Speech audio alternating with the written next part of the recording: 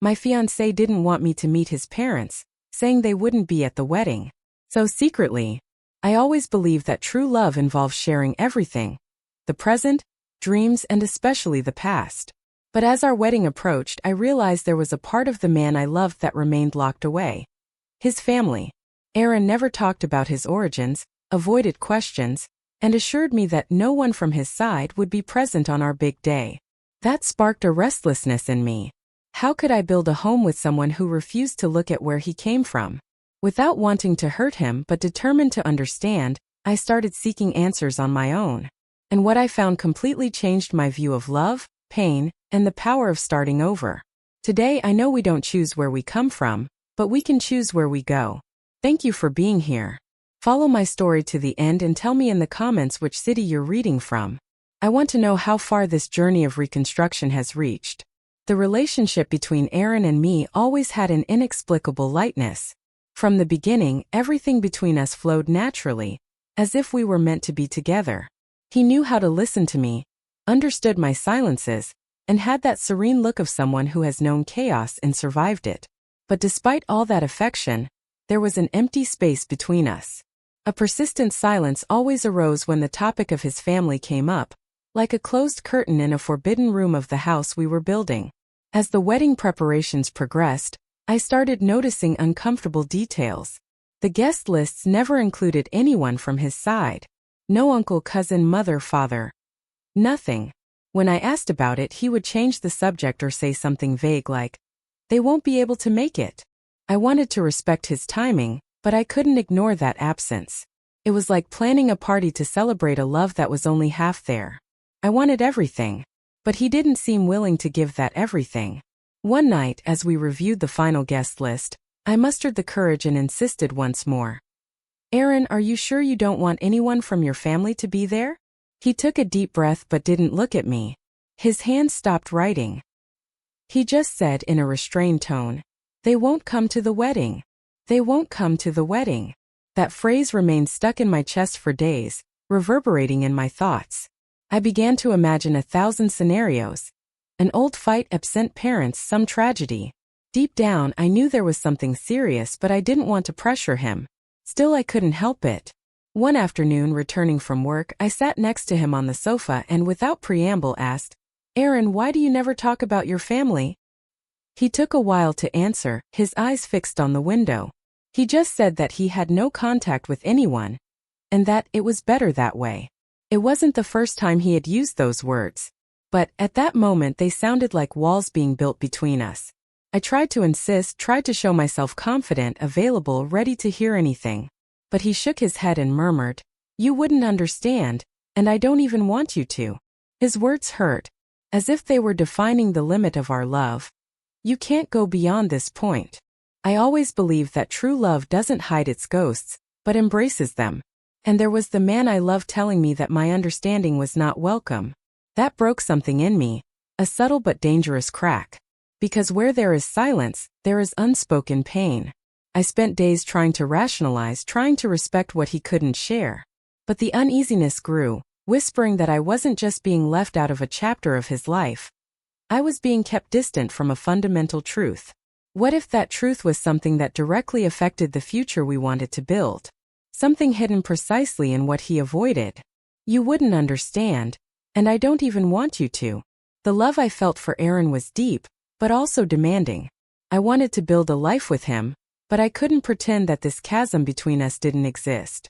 The more he tried to push the past away, the closer it came to me, in his gestures, in his silences, in his disguised fears. I began to feel that a part of him was locked away, and without the key to that door, our marriage would be just a beautiful painting with a crack hidden behind the frame. I decided I needed to know. Not out of curiosity but out of integrity. I couldn't walk down the aisle with that emptiness between us. If he couldn't talk, maybe there was another way to understand. Maybe I needed to look where he refused to look. My heart ached just thinking about hurting him, but something bigger was at stake. Our truth. It wasn't distrust. It was a need for completeness. I knew Aaron loved me, but to love is also to allow oneself to be known, and he was still hiding. I looked at him and saw a man with deep scars, even if he didn't show them.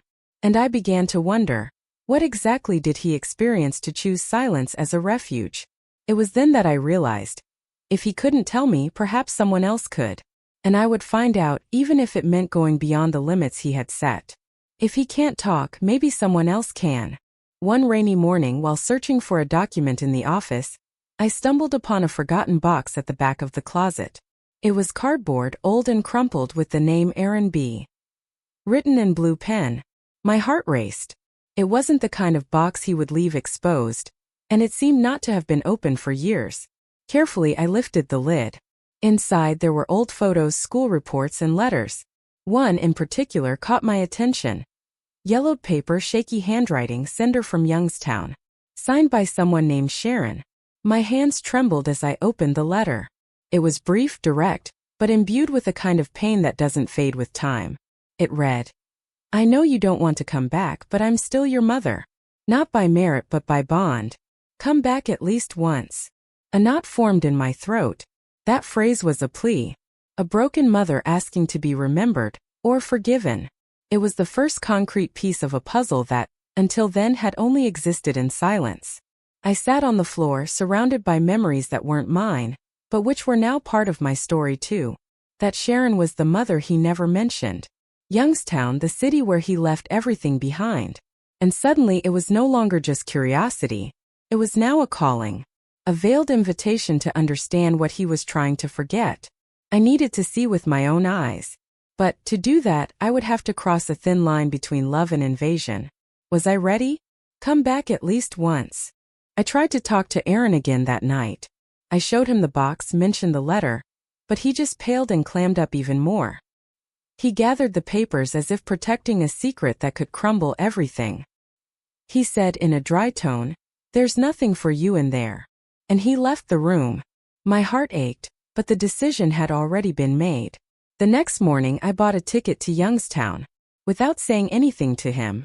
It seemed crazy, and maybe it was, but I couldn't bear to live with that part of his life shrouded in shadows anymore. I needed to understand, not just for myself but for us. I had a feeling that until this past was confronted, our future would remain unstable. I looked at the envelope one last time before leaving for work. The name Sharon now carried weight. Youngstown was no longer a vague spot on the map. I was determined, and even if this created a crack between Aaron and me, I preferred a crack made by truth to a wall built with silence. If I want answers, I'll have to find them on my own. On the eve of the trip, I barely slept. Guilt haunted me like a shadow, but there was also an urgency that propelled me. I was going against the wishes of the man I love. But, on some level, I felt I was doing it for him. Or at least for the part of him that still wanted to be saved.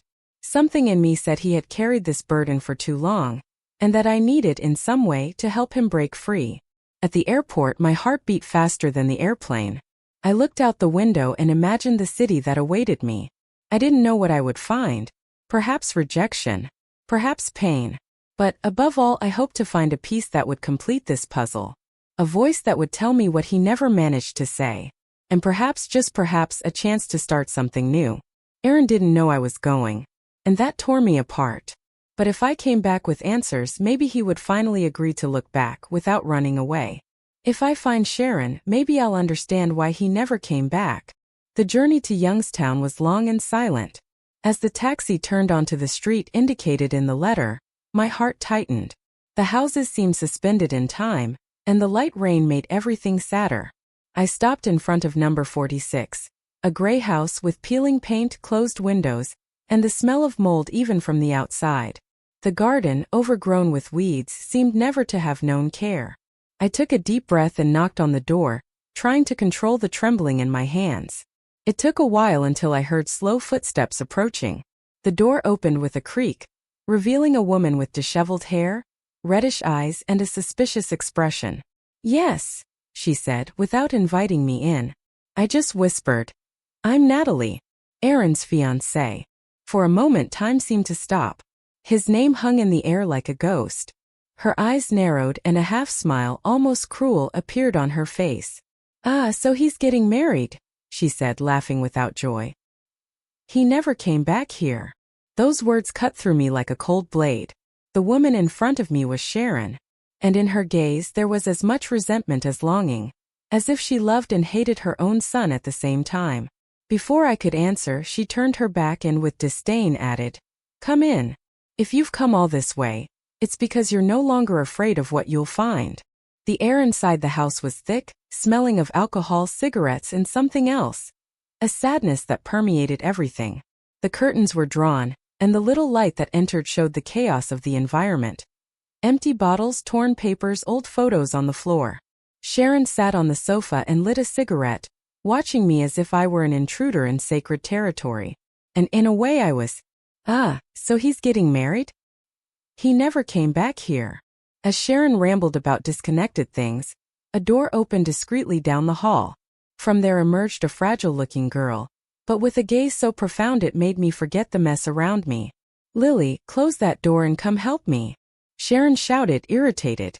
The girl obeyed, but before doing so, looked at me with curiosity. There was something familiar in her eyes. A mixture of fear and premature maturity.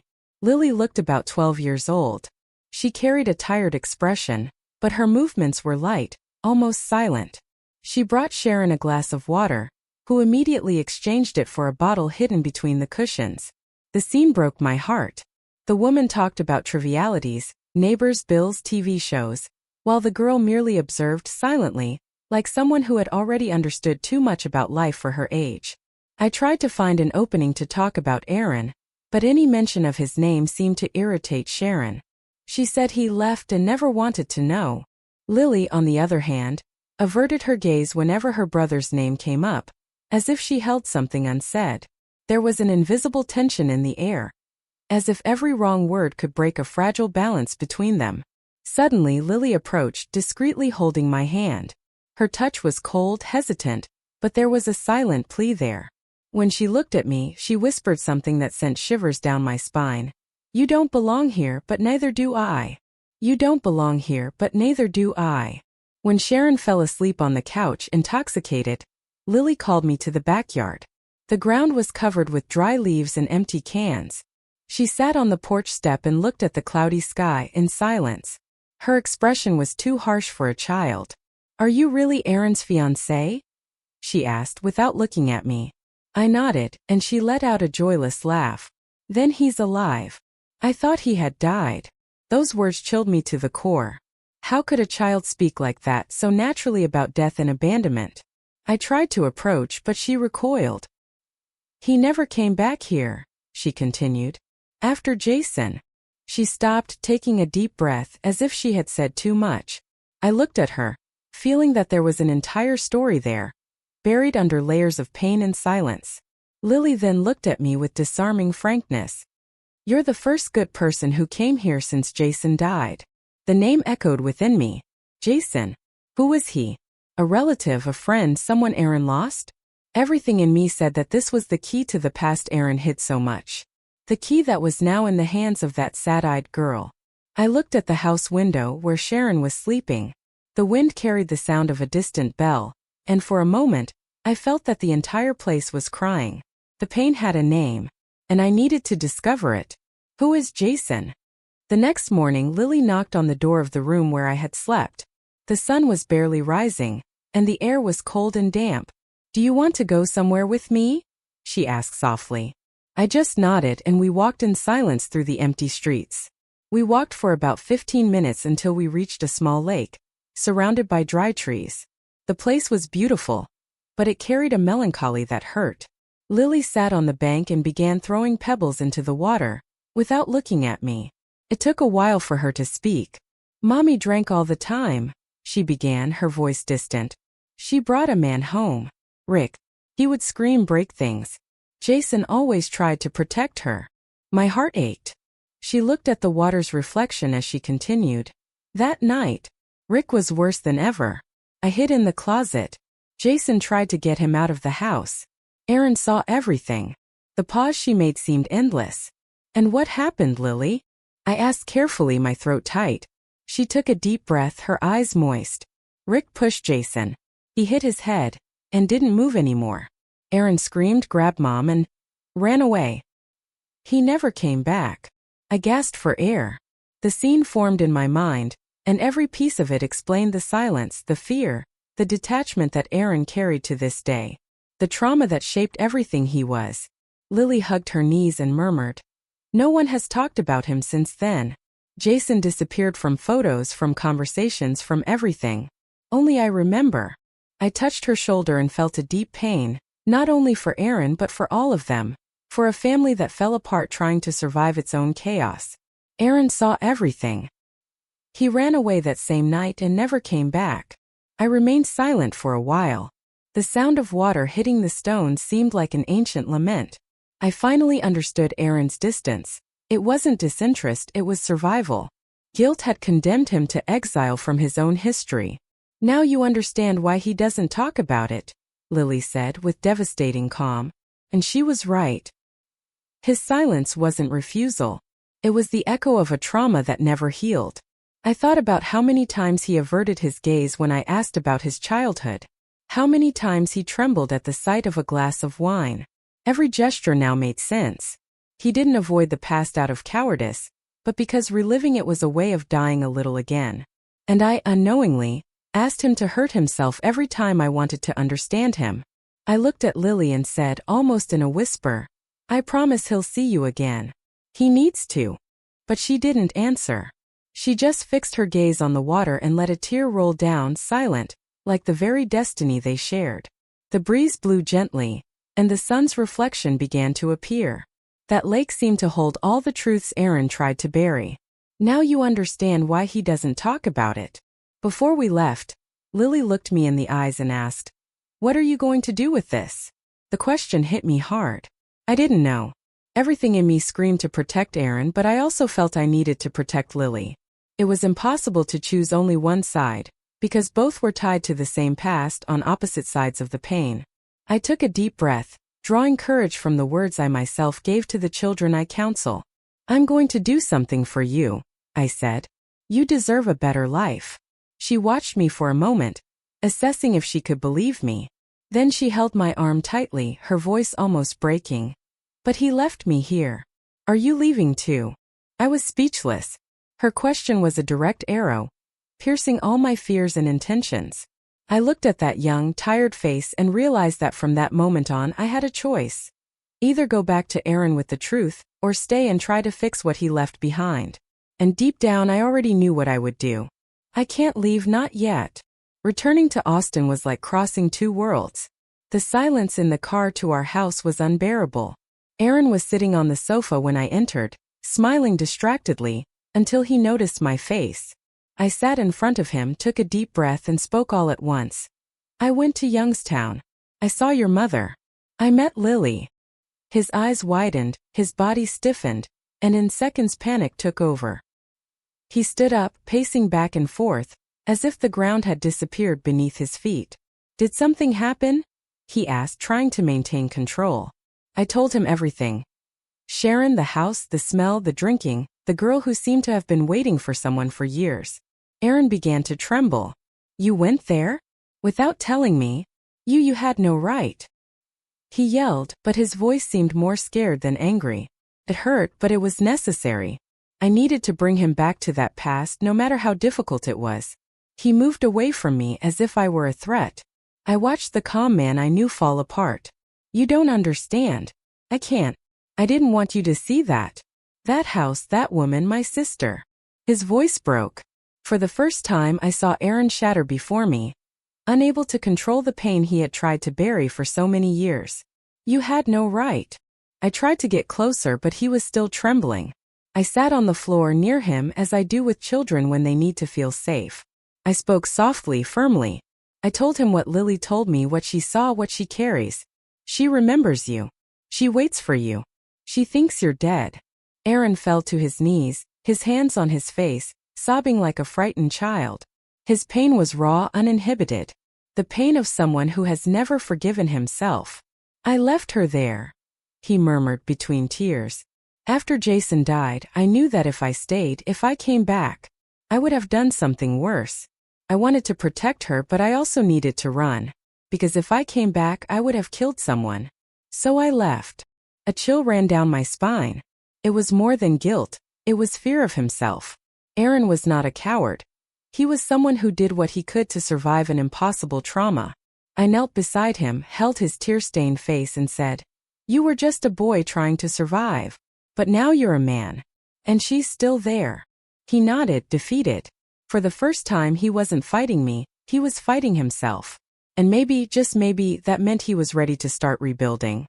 I hugged him, and he let himself be enveloped as if he was allowing himself to breathe after years underwater. If I came back, I would have killed someone. So I left. Aaron spent the rest of the day in silence, sitting on the living room floor, as if waiting for everything to collapse again. I made tea, brought a blanket, sat beside him. I touched his hand and said, "What if we didn't leave Lily there? What if she were part of our family?" He looked at me as if that possibility had never crossed his mind. There was fear in his eyes, but also a spark of something more, hope. "Do you really want this?" he asked, his voice hoarse. "After everything you know?" I nodded. "Yes. Because now I understand. And I don't think it's fair to leave that girl to pay alone." He took a deep breath, closed his eyes, and for the first time in a long time, I saw Aaron contemplating a future that included more than escape and oblivion. It wasn't a yes yet, but it wasn't a no either. "Do you really want this, after everything you know?"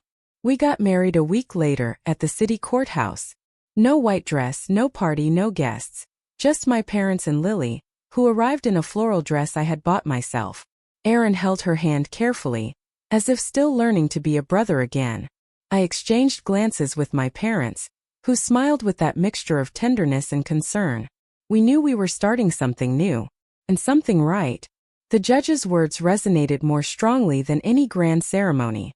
When he said, "You may kiss the bride," Lily smiled shyly, but her eyes shone with something I hadn't seen before, belonging. After the ceremony, we went out and took a photo together. A simple click, but one that registered the rebirth of an improbable family. A family that chose to rebuild itself. On the way to lunch, Lily held my hand and whispered, "You're part of this now too." I almost cried. It was as if she was embracing me, even though I was the adult. I felt that somehow she knew there was more than just marriage there. There was acceptance. There was healing. "You're part of this now too." We had lunch at a small, charming diner. We sat at a corner table, where the sun came through the window and warmed our faces. Lily ordered pancakes with strawberries, Aaron a simple sandwich, and I could barely eat. I was completely absorbed by the scene before me. Aaron tried to relax, still with a stiffness in his shoulders, but little by little he allowed himself to laugh, to simply be. Lily let out a loud laugh when he got the juice order wrong. Seeing that was like watching the impossible take shape. It was beautiful, fragile, but real. "It was the best day of my life," Lily said, finishing her dessert. We all fell silent for a moment, because we knew what that meant. She wasn't just talking about the wedding or lunch, but about the chance to have something new. Something she never had before. A beginning. It was the best day of my life. In the car, heading home, I leaned my head against the window and without turning to him said, "We need to think about Lily's custody." Aaron tightened his grip on the steering wheel, silent for a few seconds. "Do you think we'll succeed?" he asked, apprehension dripping from his voice. I looked back and saw Lily sleeping with her head tilted to the side. "I think we have to try," I replied. "She needs us. And you need to allow yourself to believe that you deserve to take care of her." He nodded slowly. He wasn't a man of quick decisions, especially when they involved the past. But he had already come so far. Seeing Lily smiling, calling him brother, was already a break from everything he believed impossible. "Okay. We'll try," he said, almost in a whisper. And so we began to weave another piece of the future we dreamed of. But deep down his question echoed in me. Did we deserve this chance? Do we deserve this chance? The following weeks were filled with forms, visits, and interviews. The social worker came every week, observing our interactions with Lily, asking questions, noting details. Aaron seemed nervous all the time, afraid of making mistakes. I tried to be the bridge between them, reinforcing Lily's security and calming his fears. Surprisingly, Lily was articulate, sincere, even too mature for her age. She talked about school, her new routine, how she felt safer in our home. The social worker listened attentively, and at the end of one of the visits she said, looking at us, "She needs you much more than it seems." Those words echoed within me. It wasn't just an evaluation, it was a calling. And I knew we had already answered that call, even before the official decision. We started to prepare her room with more care. We chose the color of the walls together, bought books, placed a desk near the window. Aaron assembled the bookshelf with a delicacy I had never seen in him before. Lily drew, glued photos, and little by little that space became a home. A safe place. And I saw in her eyes the same desire that grew in me. Permanence. Aaron, as tense as he was, also changed. He was more present, more willing to face whatever came.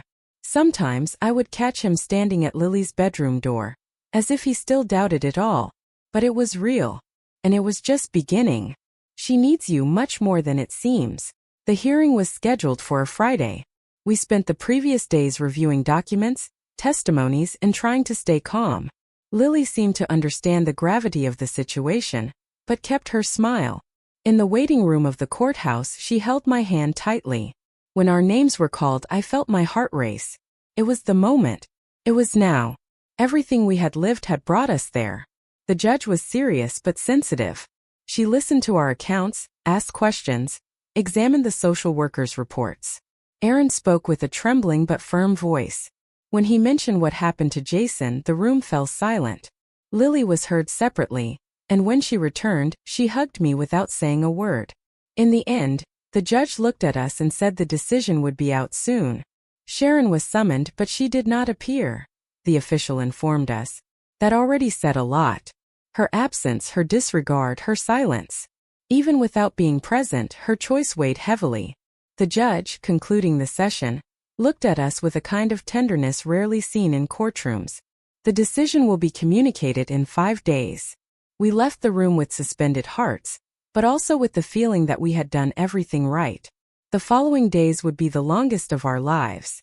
Between hope and fear, we tried to hold on to what we had built so far. Lily, Aaron, and I, a family in the making, awaiting official permission to continue being just that. The decision will be communicated in 5 days. We did everything to maintain a normal routine. I took Lily to school, prepared meals, went to the park, watched movies. Aaron threw himself into work, trying not to overthink. But every night as we lay down, we felt the weight of that weight. It was like holding our breath, not knowing when we could release it. Lily seemed calm, but her sensitivity was sharp. She perceived every tension, every silence, every restrained gesture. One of those nights, Aaron went to bed earlier. Lily gently knocked on our bedroom door, with a folded paper in her hand. Without saying anything, she handed me the note and went to sleep. I opened it carefully and my heart stopped for an instant as I read the words. Don't leave this time. It was more than a request. It was a revived trauma. An old fear manifesting in a simple, yet devastating way. I took the note to Aaron, sat beside him on the bed, and just showed it to him. He read it and remained motionless, his eyes welling up. I swore I would never abandon anyone again, but I'm still scared, he confessed. I hugged him in silence because words would be useless at that moment. We were all wounded, trying to love in the right way. And now more than ever we knew that love demanded courage. The next morning, opening the mailbox, there it was, the letter from the judge. The letter from the judge arrived. The envelope was white, discreet, but it seemed to weigh more than the entire world. The three of us sat in the living room before opening it. Lily held a pillow, squeezing it tightly. Aaron could barely breathe. I read aloud. Legal guardianship granted to Ms. Natalie Walker and Mr. Aaron Bennett. Silence. A sacred silence full of contained tears and relief. Lily started to cry and jumped into my lap, sobbing. I have a home now, she whispered. Aaron turned, squeezed his eyes shut, but couldn't hold back the tears. He pulled her into a hug, and for the first time emotion completely overwhelmed him. There was no more fear, only surrender. She is now our responsibility, and our gift, he said, his voice choked. And I knew we were ready for this new role. We spent the day in silence, smiling with our entire bodies. There was no more what if. Just the now. Lily went to bed early, exhausted but smiling. Aaron and I sat on the porch watching the night fall over Austin. We made it, I murmured. He nodded, looking up at the sky, as if thanking something up there. And at that moment I knew it wasn't just a legal victory, it was a healing in progress. a reconstruction that was beginning to solidify brick by brick, based on love and the decision not to repeat the past. She is now our responsibility and our gift. The next morning I suggested something different. Let's go to Youngstown, I proposed. Aaron looked at me surprised. Why? I replied calmly. Because Lily needs to see that her past no longer dictates who she is. And so do you. He hesitated but didn't say no. He just lowered his eyes and reflected. Are you sure you're ready for this? He asked. I am. And you? I countered. He remained silent but squeezed my hand. It was a beginning. We agreed to travel on the weekend. Lily didn't understand at first, but when we said we were going to visit Jason, she became serious. He'll be glad to know we're not sad anymore, she said, as if talking to her brother. It was as if she already knew that place needed to be resignified. And we would go together to do that.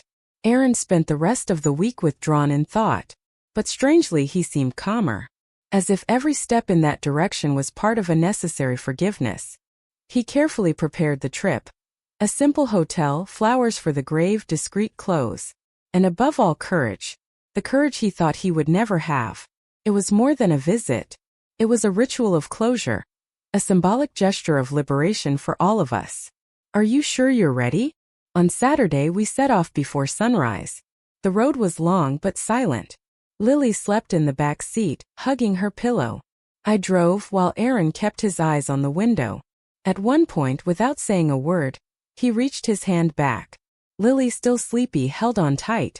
They stayed like that for minutes. It was the gesture I had most waited to see. The missing link. The silent acceptance that now, finally, we belonged to each other. We didn't say anything. But in that small gesture there was everything. Forgiveness, love, a desire to care.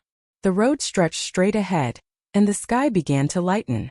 A new day dawned, and with it, the promise of a future where fear would no longer dominate our decisions. Where memories could exist without paralyzing. Where Lily finally would just be a child, protected, loved, chosen. We stopped at a gas station and had coffee. Lily smiled seeing Aaron lighter, and he tried to smile back, still unsure. But there was progress. Small steps towards a new life, built from pain but founded on love. It was all I ever wanted. As we resumed our journey, Lily asked, "Are we going to see Jason now?" And Aaron simply replied, "Yes. We're going to visit Jason. We're going to visit Jason." The cemetery was silent, covered by a light layer of fresh snow. We walked together to the simple light stone gravestone, where it was engraved, Jason Bennett, 1984-2002. Lily approached first, carefully took the flowers from the plastic bag, and placed them on the cold earth. She stood there, her eyes moist, as if speaking to him in silence. Aaron came right behind, kneeling slowly. He touched the stone with trembling hands. "Forgive me for not saving you," he murmured, his voice low and broken. The snow continued to fall, slow, as if respecting the moment. I stood a few steps back, watching everything with a heavy heart. It wasn't just a visit, it was a liberation. There, before that stone, Aaron left behind something that consumed him for so many years. Lily then knelt beside him, placed her hand over his and said softly, "You saved us now." And at that instant time seemed to stop. Those words changed everything. Aaron looked at her with tear-filled eyes, and for the first time there was no guilt there. There was love. A kind of love that is born when you choose to continue, even after losing everything. I knelt too, hugged them both. We stayed there, the three of us, united in silence before the absence that shaped our stories. But now we were together. And that was stronger than any pain. You saved us now. The snow fell slowly, and the cold seemed not to touch us. Aaron put his arm around our shoulders, pulling Lily closer. I leaned my head on his shoulder, feeling that something in us had changed forever. We were facing a loss, yes, but also a new starting point. For the first time there was no need for words. We were whole, even with the scars. Lily sighed, her face serene. "He's at peace now," she said. And I knew she was speaking not only of Jason but also of Aaron, of herself. That moment sealed something between us. A cycle of pain that was finally beginning to close. I looked at the two of them and felt an immense love, the kind that cannot be explained, only lived.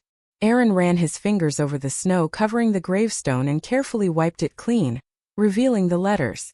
"Thank you for taking care of them when I couldn't," he whispered, looking up at the sky. Lily held my hand. In that instant we were more than survivors of a tragedy. We were the result of the courage to continue. Yes, pain brought us there. But love united us. And love finally began to heal. We are no longer survivors. We are a family. The sky was beginning to clear as we returned to the car. The snow was still falling, but now with a different appearance, lighter, almost poetic.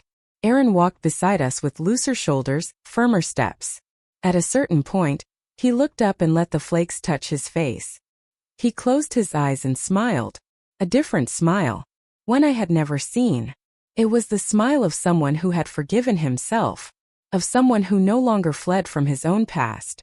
He didn't need to say anything because that gesture was enough. Lily looked at him enchanted and ran to him, hugging him from behind. He held her hand and they walked side by side to the car, like father and daughter learning to walk together. I followed them in silence, my chest full of overflowing gratitude. The cold no longer bothered me, because that moment was warm like a home. It was ours. It was the end of one journey and the beginning of another. Aaron turned to me and said, his voice serene, "Let's go home. Let's go home."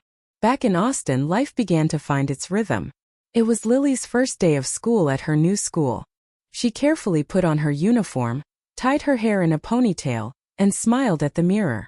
I helped her with her backpack, and Aaron prepared her lunch. When we arrived at the secretary's office for enrollment, the attendant handed her the form, and Lily filled it out calmly. In the full name field she wrote, Lily Walker Bennett. I held back my emotion, watching each letter being written firmly. When the attendant asked if it was correct, Lily just smiled and replied, "I want to have your names." It was a small gesture, but with immense meaning. It wasn't just a name. It was the choice of belonging. The declaration that she was now part of something no one could take away. Aaron looked at me emotional. I held his hand and returned the smile. Lily handed in the form and ran to the playground, where other children were already waiting. We stood there watching her blend in with the others. She seemed free, safe, as if she finally had firm ground beneath her feet. The shadow of Sharon, of Jason, of Rick seemed far away now. Not erased but transformed. That was reconstruction. "I want to have your names." As Lily walked to the classroom, Aaron and I watched from afar. She looked back and waved. The morning sun hit her hair, and there was a lightness in her steps we'd never seen before. Aaron took a deep breath, as if still not quite believing it was real. And I, with tears in my eyes, just said, "She's not alone anymore." It was then that I realized. As much as pain was part of our story, it didn't define us. What defined us were the choices: to love, to confront, to stay. Aaron still had moments of silence, and Lily still woke up sometimes in the middle of the night. But now there were hands reaching out in those moments. There was presence. There was listening. We drove home in silence. On the radio, an old song Lily liked was playing. Aaron placed his hand on my leg and I smiled. It was an ordinary life with simple routines but full of meaning, because this was the life we chose to build. And every detail now mattered. She's not alone anymore. That afternoon, I arranged the picture frames on the shelf. I took out some old photos, put others away. In the very center, I placed the most recent one, the three of us at the lake, in the same place where everything began and where everything changed. Lily in the middle with a wide smile. Aaron with his arm around her. I holding both their hands. That image was more than a memory. It was a milestone. A symbol that we had won. Aaron approached, silently observing the photo. "That's where I almost gave up on everything," he said. I hugged him from behind and replied, "And that's where you started over." It was true. That place held old pains, but also our courage to rewrite history. And that's what we did day after day. Build a new chapter with conscious choices and constant love. Lily ran into the living room with the drawing in her hands. "It's our house," she said, showing three figures holding hands under a sky full of stars. That was everything. It was the dream becoming real in colorful strokes. It was her childhood finally being protected. The past still existed, but now we knew. It no longer decided anything. We don't choose where we come from, but we choose where we go. Now, I'm curious about you who listened to my story. What would you do if you were in my shoes? Have you experienced something similar? Support the channel by subscribing, liking, commenting, and sharing this video. I'm leaving another story on the end screen that you'll also enjoy, and it will definitely surprise you. Thanks for watching. See you in the next video.